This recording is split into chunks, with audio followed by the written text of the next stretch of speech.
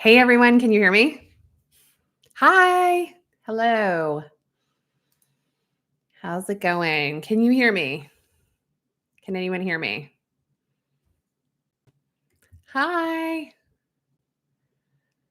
How is it going right now?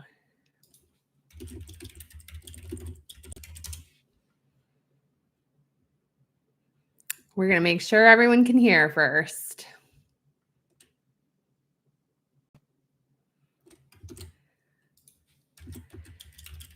Can you hear me? Let me know. Let me know. Hi. Hello, hello.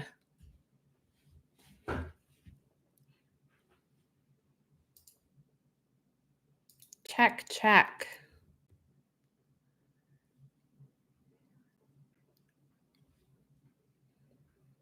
Hi everyone. This is Rachel. Okay, great. Love it. Yes. Hooray. Okay, hi. Whew. Take a breather. We're just a little late because we needed to set up a new one. Thank you so much, Shayla, for all your help. We're going to post this, I believe, in the Reddit channel. So I'm not expecting anyone to be on live with us at the moment. We did want to try a video live AMA. So we are going to try this out, see how it works. Hopefully some of you will join us at some point here. Okay. Hi, everyone. I'm Rachel Lawrence. I am our head of advice and planning at Monarch. I just joined recently, so I'm super excited to be here with you all.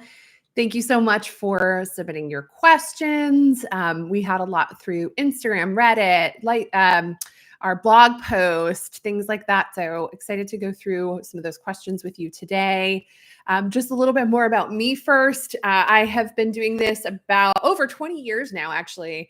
I think we're coming up on 22, 23 years and have loved personal financial planning and personal finance since I was like 16 or 17. I knew that this is what I wanted to do. And I know that's super rare. So I feel very lucky. I got my CFP designation, which is a Certified Financial Planner Pro. I did a master's degree in financial planning at one point. I might do a PhD someday. So yes, I'm very nerdy about financial planning. So excited to be here with you. I just, like I said, joined Monarch. I've been in a bunch of different fintech companies, helping make personal financial planning more affordable and accessible to everyone. That's my whole passion and mission in life. I work full-time for Monarch, and then I also run my own financial planning practice on the side, and I get to work one-on-one with folks to build financial plans. In fact, I just presented one this morning to a client of mine. So I love doing the work of it. And I also like getting into what works in real life and what doesn't. That's one of my favorite topics. So budgeting, as you can imagine, is the primary area for us right now at Monarch. And this is one of the key areas in personal finance. So I love seeing what works for people, what doesn't work for them. We have a few questions already today about things like, how did you manage money? What are some different budgeting systems you could potentially use? Things like that. So I want to walk through those with you, give you a little forecast about what some of the other things are that we might build into Monarch in the future.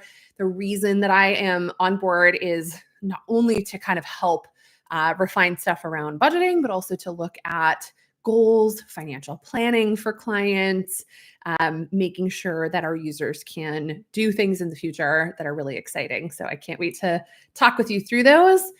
Outside of work, you can find me reading. I like to be active with my kids. I have two of my own and two stepkids. My guys are 9 and 12, and then two stepdaughters who are 15 and 18. One's off to college this year. So talk about personal financial planning, man. College funding. Anyways, yeah, we're gonna talk about a few things today. Why don't we start with a great question we got off of Instagram from the Bruce B. How did you manage money before a Monarch? So I'm actually curious to hear how you all did this. For me personally, I have used almost every system under the sun. It's my job, right? So I like to explore. I like using new apps. I like seeing what they do and don't do. What has worked for my family to manage money is a combo of apps and technology with spreadsheets. That's like my favorite combo for me personally. I find that I actually now at Monarch can do more of it, more and more of it inside the app, inside Monarch in particular. I do use Monarch. I use it with my clients as well. Even before I started working here, I was using it with them. So I'm a fan. And I love spreadsheets because spreadsheets are totally customizable. So I like to use that in combination with Monarch, especially because my partner, my spouse, is one of my household members on Monarch. Before this, any of the other systems we were using didn't have sort of that household functionality or that collaboration functionality. So we didn't really get to see both sides of it in one place with each having our own separate logins. So we would either have had to share a login. Honestly, we ended up tracking most of it in a spreadsheet instead. And then we would do, my favorite thing is to have regular conversations about money with your partner. And to do so, I think you need to make it fun. You need to make it a little bit silly and not super serious. That's just me. I am an Enneagram 7, if you know what that means. So I am motivated by having fun. Your motivation might be a little bit different. For me, it's like making it fun and not overly serious. So we call our money dates super sexy money dates. And we used to just walk through the apps that we were using before Monarch plus our spreadsheet. It wasn't very consolidated. Let's say it that way. I've tried traditional budgeting. I've tried zero-based budgeting. I've tried 50-30-20 budgeting. I have tried paying yourself first. I've tried almost everything. The system of budgeting that we have landed on, which I'll get into in a little bit, has a lot of names. Some people call it the one number budget. I've heard it called flow-based budgeting, bucket budgeting. Here at Monarch right now, our sort of working name that we're going to improve on is fixed flex budgeting or just flex budgeting. Basically, it's a system of budgeting where you identify the types of expenses you have, where you know that you have like certain fixed costs, whether or not you want or need them, right? Whether or not they're discretionary, doesn't matter. You have fixed costs that you need. So kind of answering two questions here, what I did before Monarch and also what budgeting systems there are. In this fixed flex budgeting system or just flex budgeting system, you know you have a set number of costs every month, right? Most of us can probably take a guess at what our bills are. We might have most of them in the back of our head, and if not, we can just pull them up quickly on our phone or on our computer or wherever we're keeping them. So you know that those are set. You have to pay them. They're a bill. You owe that money. I would include in that, by the way, minimum payments on debt, because with minimum payments, you're not making a ton of progress forward on paying off the debt. So I always include credit card minimums, personal loan minimums, student loan minimums. All of those would go into the fixed costs for me personally. And then you have costs that are coming up in the future, so future expenses, and that can either be stuff that's happening in the near future, so in the next 6 to 12 months.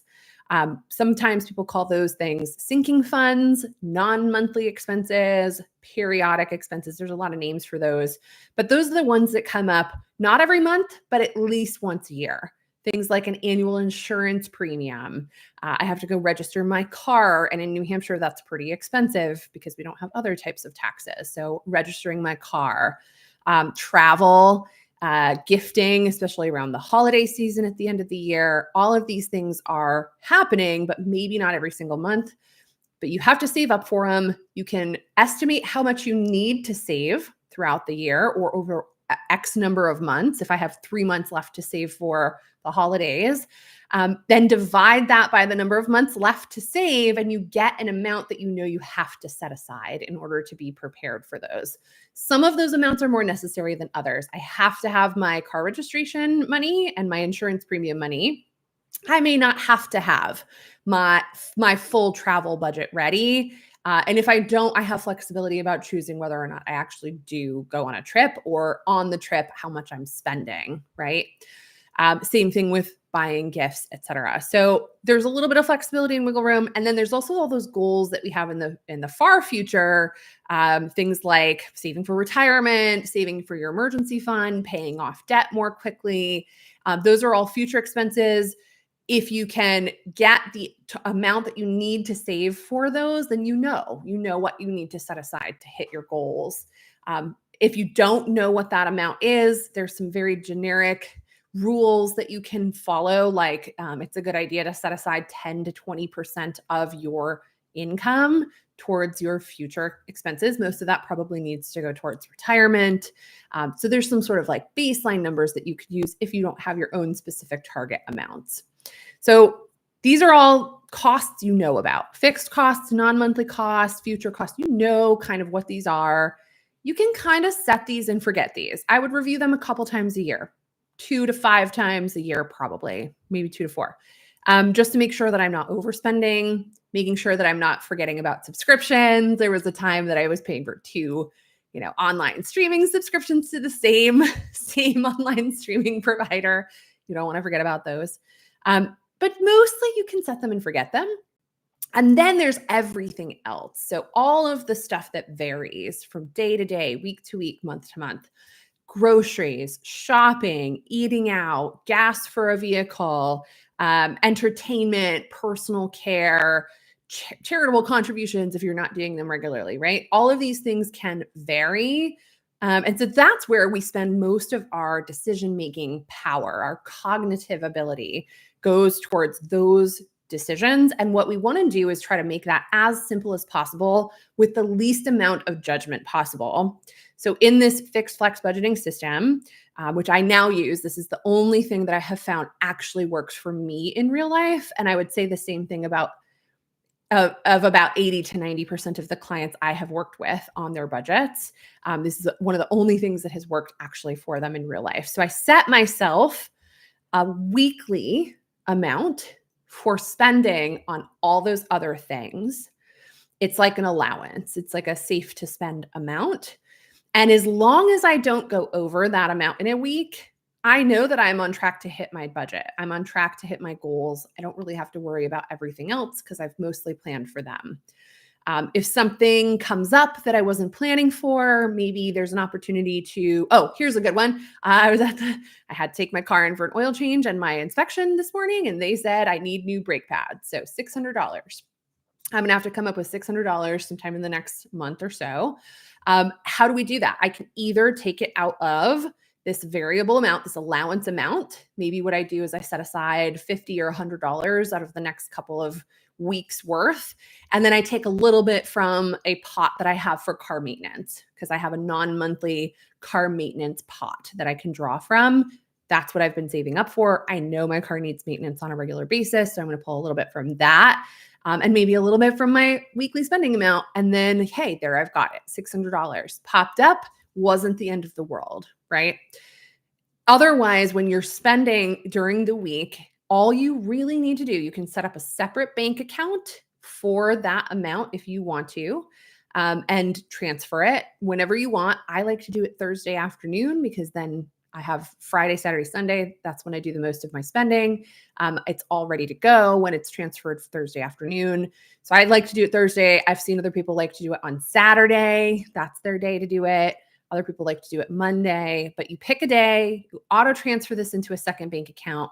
And anytime I'm about to go spend money, all I have to do if I want to know if I can afford it is pull up the balance of my bank account and see what is it right now? How much do I have left? What else do I need to do for the week? It's just 1 week. So usually I can forecast, I still need to buy groceries. I still need to buy gas. I have that thing coming up for my kids. I'm going to do this thing with a friend this week. So you can kind of forecast it and then say, this week I don't know if I can afford to buy concert tickets that are $200. But next week, I'm going to do that right at the beginning of the week. And I'm going to be really diligent about not spending money on anything else because that was my spending allowance for the week. So that's one way that works really well. Another way that you can implement that is with a credit card. If you have it starting at zero balance and you pay it off at the end of every week, you can implement it that way. I've seen people implement this with just cash. And I've seen it done with prepaid debit cards. So like adding a certain amount every week to a prepaid debit card. Those are all different ways you can implement the system. But the best part of it is that it takes away the judgment. It does not matter how I spend my money in that week. I could spend all of it on eating out, or I could spend some of it on groceries. I could spend all of it on concert tickets and not spend anything else on any other area, as long as I am able to do that. So there's no judgment, there's no shame. And you know that if you stuck to it for that week, you're sticking to your budget. So that's how I currently manage. What was I doing? And I can actually implement this in Monarch. I had a question come up. I know in the Reddit AMA question list about what do we do? We just posted this blog post on monarchmoney.com about fixed flex and how it works. We do have tools that you can use right now inside of Monarch to implement this. I personally use the groups setting. So I don't know if you know this, but you can change your groups. Your transactions are categorized into different categories like shopping, eating out, etc. But those categories can be moved into different groups if you want to. It's under your settings. So if you're on Monarch, there's a gear icon at the top left. You click that, and then you can go into your categories and you can edit your groups. And I just have 4 groups now. Well, technically 5. I have income, fixed expenses, non-monthly expenses, future expenses, and variable or flexible. I put all my categories in those groups, and then I can still see my averages. If I look at my cash flow reports or any of the other reporting, I can see my averages for each individual category, or I can see them at the group level. I like to use them at the group level. This helps me understand how much I have actually set there. You can also, then you can set these budgets inside the budget section as well. So you can give yourself a budget for each category, but then it like rounds up into the group level. So each category, and then it rounds up into that higher group level. This is how I currently do it for myself and for my clients, how I implement fixed flex inside of Monarch.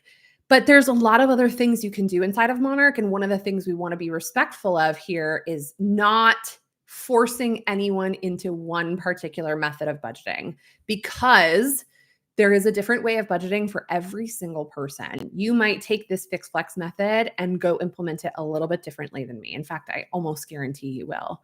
So for every individual who implements this, there's a slightly different way of doing it. And even if you're not using this method, there's a different way. So we will always preserve the ability for you to just do sort of traditional categorization and budgeting on a category basis. Folks can use that to do what's called zero-based budgeting, where every single dollar is assigned a job and you're not supposed to have any money left over.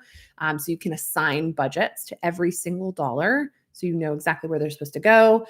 The traditional budgeting method, you can also use, you can change your groups into this 50-30-20 methodology, which is 50% of your spending or your income should go towards your needs. So you could have just a big group called needs, 30% to wants, 20% towards your future. So that would be paying off debt more quickly than the minimums, saving for retirement, emergency funds, weddings, vacations, etc. So you could even group it that way. So we're always going to be a little bit agnostic in the product about how you do this. We are currently right now, like today, working on tools for you to implement fixed flex even more. We will not take away the ability for you to do other things, but there will be probably a toggle between some views on the budget or on the reports for viewing it in this like flex budgeting methodology, or to do your categories instead. So that will stay in the product, the ability for you to use it however you're using it now. If you want to implement fixed flex, the groupings is your best bet at this moment. And then hang tight, because in the next, I want to say 6 to 8 weeks-ish, 1 to 2 months, I would imagine, we'll have even more products inside, some features inside the product for you to use in order to implement that fixed flex budgeting system. What we wanted to do to address one of the concerns about the blog post was help you understand the concept of this budgeting method before we even launch it, right? We want to prepare folks for what is this new feature? Why would I use it? What's the idea behind it? I can't emphasize enough how useful this system is and how many people it has worked for. I have gotten like probably at this point hundreds, if not thousands, of messages from clients who try this out who say that this is the only budgeting method that has ever worked for them, that they can actually stick to. So that to me is really important. I want to acknowledge that budgeting can be difficult. I think the number one reason that I see millennials in surveys not budgeting is because they think that they can't stick to it. So I encourage you to check out the article to get the idea behind it. You can use the groups if you want to implement it right now, and then keep an eye out for those features that are going to be coming down the line. We want to introduce this topic to you all so that you have a sense for it before we even release those features. There are a lot of financial planners now who are using this methodology with their clients, including me. So hopefully this becomes even more popular. I would love to see it in the hands of every single person because it's like I said, works for probably 90%, if I had to guess, 90% of the people that I've used it for. Awesome. Okay, that was a very long answer, but hopefully we answered several questions, including how did you manage money before Monarch, how I manage money now. What else did we answer on that? Fix flex, how it works, how it's going to work in the product in the future, how it works now, all of those areas. Okay. There's another question from Reddit about investments. So there was a question, are there any major plans on investments in regards to understanding the investment data better and on generating insights or advice from the investment data? So in effect, things like portfolio analysis. Great question. Yes and no. So I'm here. I got hired specifically to help with some of these things, which is good news for all of us. I'm excited to do it. I've been building financial planning tools in fintech and financial technology for the past almost 15 years now. So this is part of what my passion is, right? Making this accessible. In terms of the investments themselves, I think we have a lot of work to do. I think we can use the information better. There is no immediate, I'm not at this very moment outlining the plans for investments. However, in about 2 weeks, we start work on what we want to see out of the goals section first. Once we start that work, that will have a lot of overlap with what kind of planning advice we want to offer to you, to our clients directly, how far we want to take that, what types of things do we want to give advice around. I can almost guarantee you, we're not going to give investment advice because that does require us to become a registered investment advisor, which has all of these legal requirements, red tape, tons of bureaucracy around that. It's much, much easier if we just give general guidance around investing. But that's not to say there's not things we can show you. We could surface interesting things. Like we could show you your asset allocation, which is a fancy way of saying the percent of stocks versus bonds that you might have in your portfolio. We can possibly point you to different general guidance on how to decide what asset allocation is appropriate for you. That one's a little tougher because usually there's actually a different asset allocation for each of your goals. You probably need a slightly different percentage of stocks and bonds for each of your different goals that you're investing towards. Because when you have a goal like buying a home in 5 to 10 years, you have a lot less time for your investments to drop and rebound than if you're saving for retirement in 30 or 40 years. So you would generally want to have a different investment allocation. So we would need to tease out, how do we show that? I think probably the first place that we might start on that would be something around just your overall percentages. Even that can be difficult. I think about 401k plans in particular, or retirement plans at work, where sometimes those underlying investments inside those accounts are publicly traded and sometimes they're not, When they're not publicly traded, it's hard to pull the information on those, what types they are, where they fit into that asset allocation. So there's some tricky things to pulling in more information about your investments and then giving you advice around it. It's one of the jobs that I have on my plate. So I can tell you we're going to start thinking about it and figuring out what we want to do with it over the next like one to 6-ish months. It will have something to do with goals and thinking about planning, and then it will probably get teased out even further into its like own work. That's how I imagine it will work out.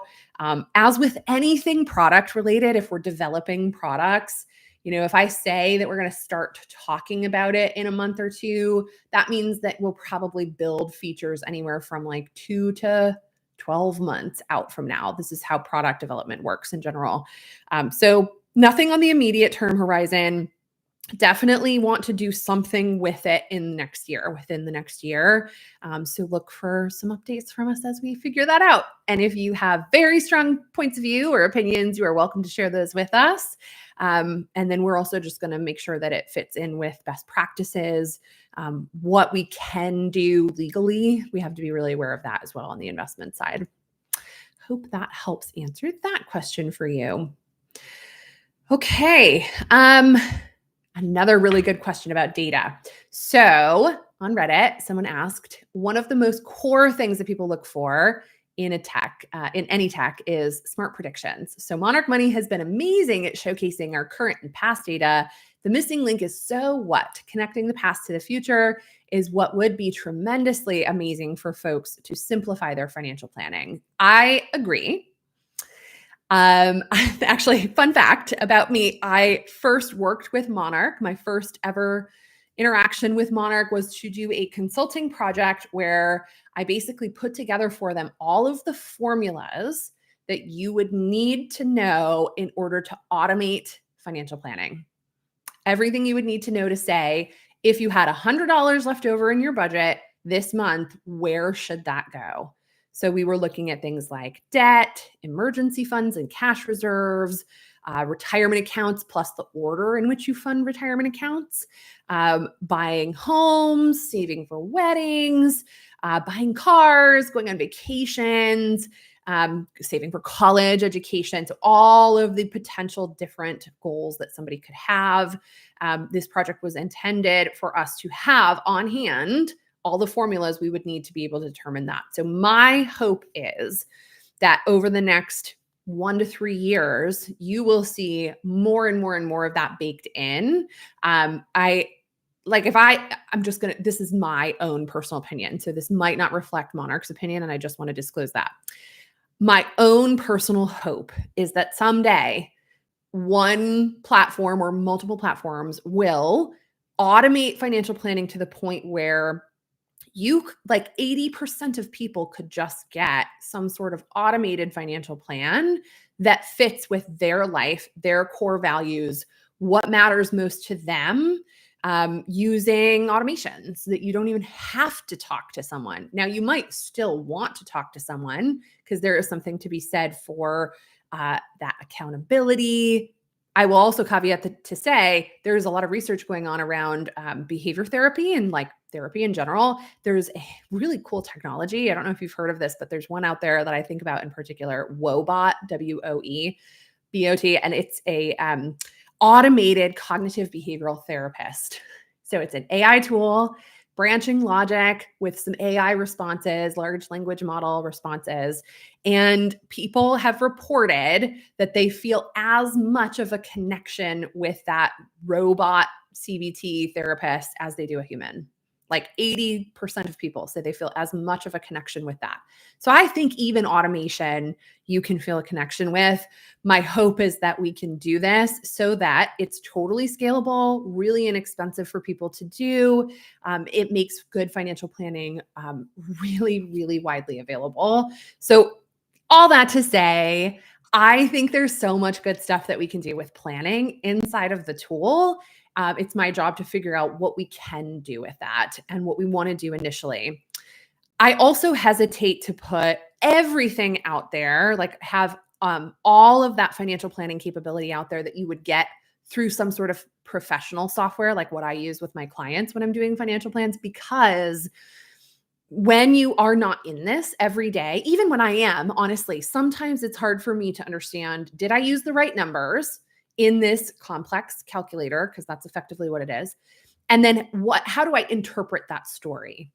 So there's a ton of work I think that we would need to do to make sure that end users who are not professionals, who are not doing this every day, have the right context for the information that it's putting out, and that they know that they kind of entered it the right way, or we pulled the right information for them. So that's the tricky part about balancing all of this. I'm excited to see what we can do. And to your point, I'd love for us to do some form of if you keep on this path, you will hit this mark. I would actually also love for us to help people understand their own goals better, right? When we say retirement, most people don't even know what they mean when they are thinking about their own retirement. A lot of people have never thought about what retirement means for them in particular. They just hear, you hear the traditional, stereotypical retirement of playing golf or going to the beach or something like that. For most of us, that doesn't fit. I don't want to do all those things. I probably want to do more like volunteer work. I may still work part of that. So defining what the goal is. What is it that you want to do? How do we price that out? Right? I think that's also part of what we can do to help people with their own financial planning, is to help them even define it. So one of the things I'm working on internally is an ideology that gets baked into everything we do. And the ideology is based on three things: knowing where you are now, knowing where you're going, and knowing how to get there. That summarizes, in a nutshell, good financial planning. That is what good financial planning is. So that's where I'm hoping to take this. Okay. So lots of information we could go into there, but I think I'm going to leave it here for now. Thank you for asking about financial planning, because that is you can tell I'm excited about that. I love that topic. We had another question come in, and actually, let me just check the chat. How can I see how much I have spent in a budget category instead of how much is left? Okay. You can do this on the web, to our point. So in the chat, you can do this on the web by tapping on remaining, and it will become actually. So instead of seeing the remaining, you can see the actually spent, and it will show you what you've spent so far. Great question. And we had a question that came in about research on average costs of living. So somebody wanted to be able to compare their spending amounts to what other folks are spending. I love this concept. This actually really hones in on that collaboration value that we have strongly here at Monarch. We want folks to be able to collaborate both with their partner, their professionals, whoever those are, financial planner, CPA, estate planning attorney, and also their community. So I see a huge area that we could potentially develop, and I think we are talking about developing more community-based things like this, where you can compare yourself. We have this information, right? We have data on all of our users that we can anonymize, just make it totally anonymous, pull it in, and then tell you in your geographic area, like broad region, maybe it's just the couple states around you. Maybe it's like Northeast or something like that. Here is the average spending for a person who says they only have one person in their household, because you can actually invite multiple household members to Monarch. I don't know if you're aware of this, but you can. So you can invite other household members. So that would be really interesting data to publish if we have that already. So we're working on some of our data capabilities and being able to do more of those. And I know we've talked a little bit about this community idea, being able to compare a little bit. I love that idea, to be able to compare your spending, because everybody wants to know that. This is one of the most commonly asked questions that I get from my clients. How am I doing in comparison? I can just really quick tell you, it is different everywhere around the country. So if you're a family of four and you're living in Boston or New York or San Francisco, the Bay Area, it's going to be completely different than somebody living in the Midwest, Alabama, even rural areas that are more expensive, like even rural Vermont, where I grew up. the costs of living are pretty dramatically different. Okay. It's getting a little bit more evened out. I would say after COVID, when a lot of people started working remotely, people moved maybe away from more of those expensive areas, and that changed the costs of living a little bit. As you might know, if you're living in a rural area and it just got more expensive over the past 4 years, like significantly. But it's different everywhere. So it actually really depends on your geographic area. It can also depend on your socioeconomic status. If you're with, if you're hanging out with mostly people who are spending a lot, you're likely to spend a lot as well. If you're mostly hanging around people who are living paycheck to paycheck, you're probably living pretty frugally. So this is another thing that affects your average. So I would say there's not actually one average that you'd want to compare yourself to. Another question came in from our newsletter recently, and if you're not subscribed, I'd highly recommend it. There was a great article in there about estate planning, what documents that you might want to do, another area of financial planning that is near and dear to my heart. We touched on trusts in that article, but we didn't go super in depth on them. So I do hear you when you say you'd love to see more about trusts specifically. That is noted. We'll work with our content team on developing some more content around trusts. Trusts are really interesting. I was, again, just on with a client right before this, presenting her plan back to her. And we talked about, she's a single person, no dependents right now. She doesn't anticipate having them, but she does own a home. So we talked about the reasons why someone would want to have a trust versus not. Setting them up can be more expensive and complex, but once you have it and you have moved your assets, your accounts, your home, your car, et cetera, into the trust so that the trust is the owner, at that point, that helps with a lot of things. It helps make sure that the assets move very easily to whoever you want them to go to. It makes sure that they stay private. So I don't know if you know this, but if you have no will or if you only have a will and not a trust, everything that you have when you die becomes public record. That gets published in a public record for your estate, which is what's remaining after you pass away.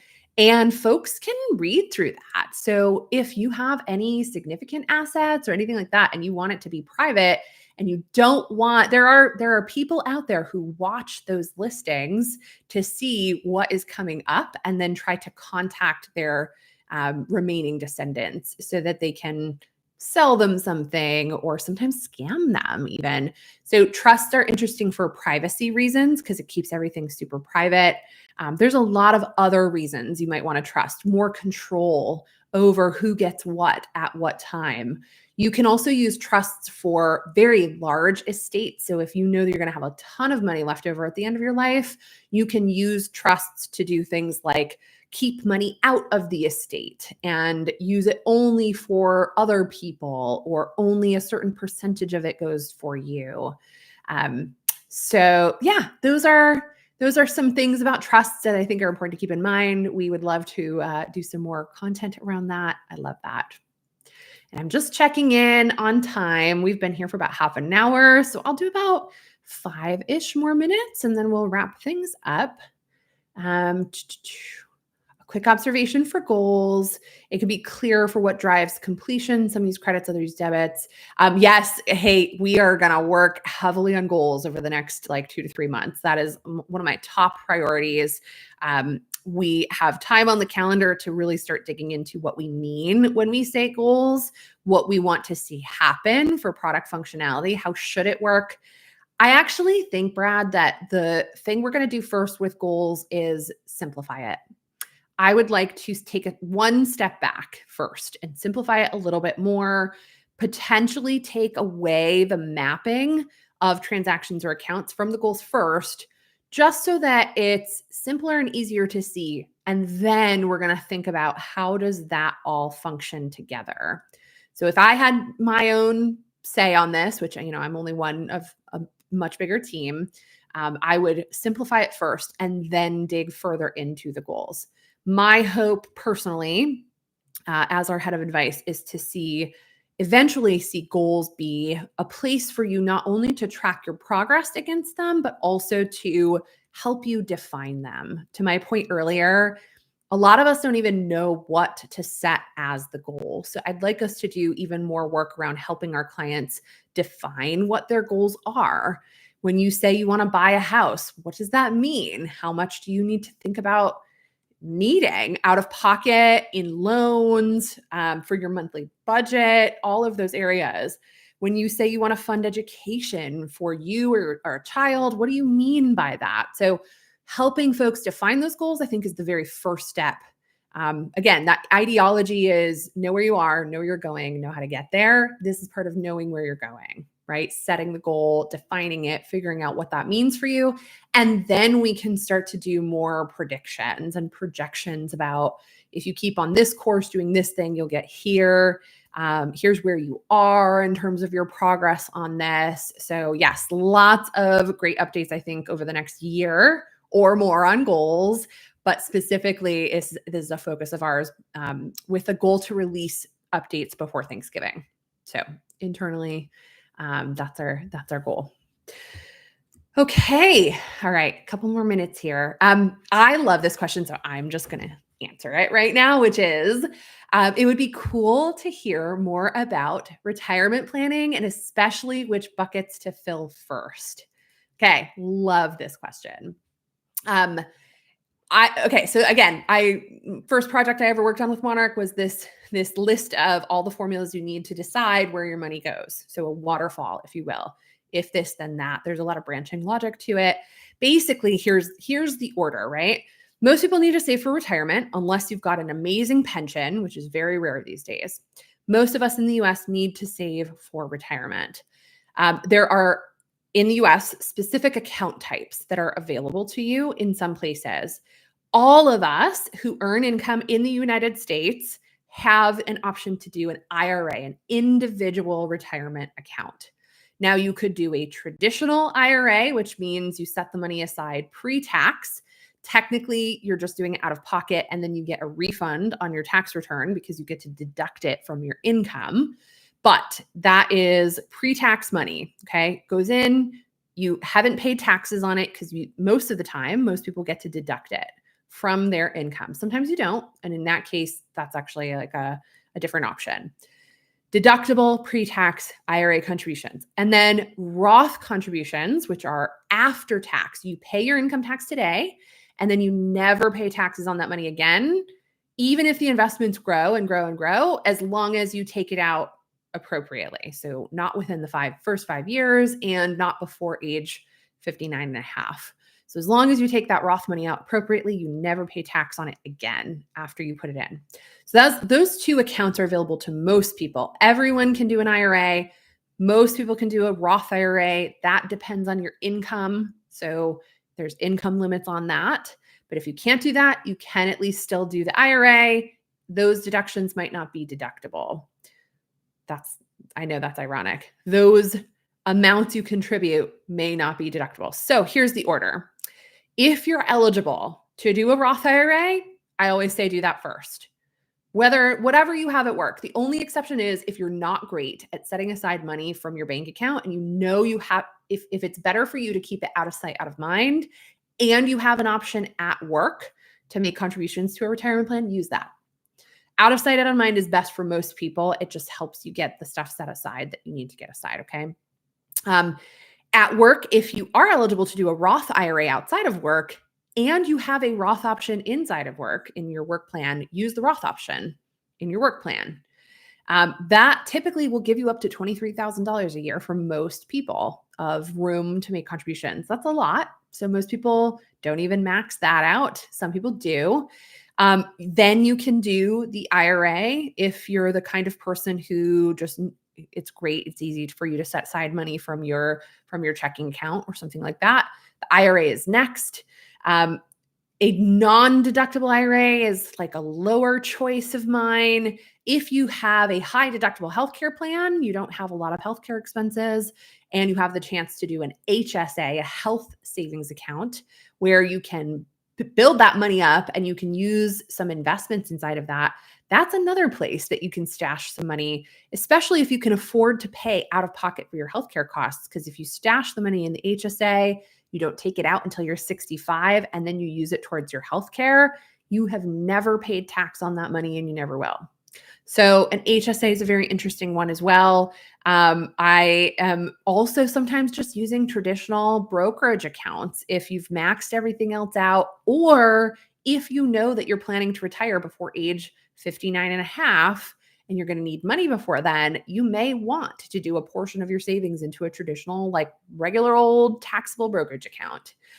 Because you can pull that money out whenever you need to with potential tax consequences. So when it comes to retirement planning, that's sort of my waterfall. There's a lot of ifs, thens based on your income. But generally speaking, if you make low enough income to be eligible to do a Roth IRA, you should probably be doing all Roth contributions.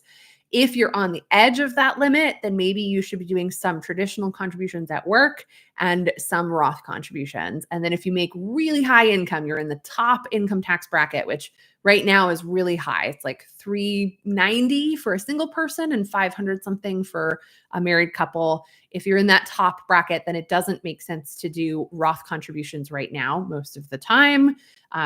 Always exceptions. And so most of those folks should be doing pre-tax contributions. I hope that helps a little bit, just to give you a little bit of window on that. All right. Mortgage. So I'm seeing in the chat that somebody has a question about mortgages. You would love to see in Monarch some amortization charts. So just basically it sounds like tools for you to pay down loans maybe and beyond mortgages even. Again, I think this is part of the goals section and deciding what tools we need to have and what are the most useful things for people in terms of planning to pay those things down. So certainly in the sense of thinking about what planning tools we want to build in for our clients, some form of debt pay down will be important. So I think that we will see some of those over the next year or two.